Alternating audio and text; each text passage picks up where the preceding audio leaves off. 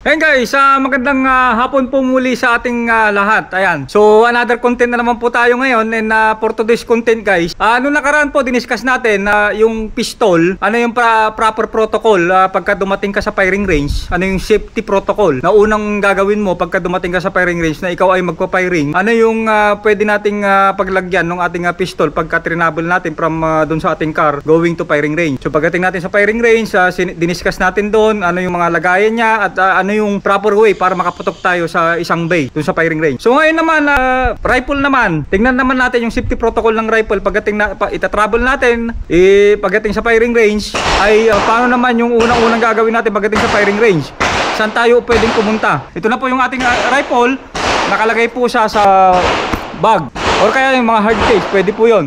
Make it sure yung bag pagdating natin sa firing range, baril lang po yun nandito. Tanggalin niyo na po siguro yung magazine at yung live ammo, wag niyo na po siguro lagyan ng live ammo.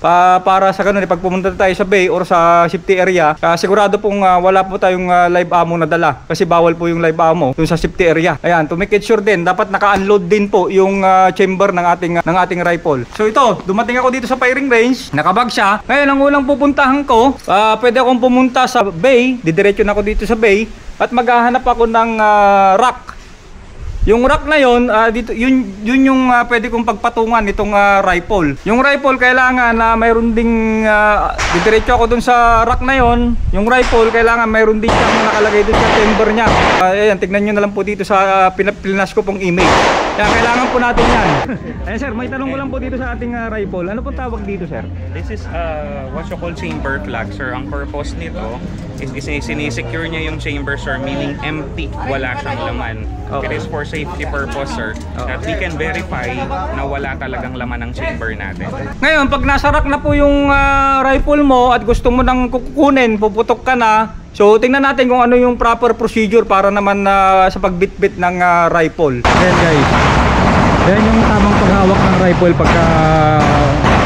pag natanggal na dun sa rack na yon at natapos na siyang pumutok, pagka naglalakad na siya sa loob ng firing range, ganyan po yung tamang paghawak po ng rifle natin. Mapa MR, mapa PCC. Yan, ganyan po yung tama. Overhead. Ayan, overhead daw po yung Muzzle. yung muzzle. Ayan.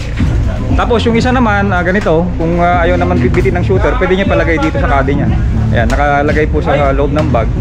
Pagka puputok na siya, pwede na din naman niya kunin dito, katulad dito. Ayan, may rifle po sa loob ng bag.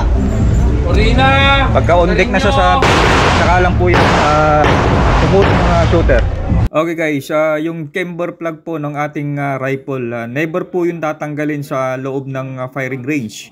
So matatanggal lang po yung chamber plug na yun pagka ikaw po ay on deck na dun sa isang bay at ang RO po ang magtatanggal ng chamber plug ng iyong rifle. Okay, so pag nayari ka naman na pumutok dun sa bay, natapos ka na, so ang sasabihin ng RO, if you're finished, unload, show clear. Tapos pagka after niyang masabi yung show clear, saka niya po ibabalik yung chamber plug dun sa rifle mo for the security reason.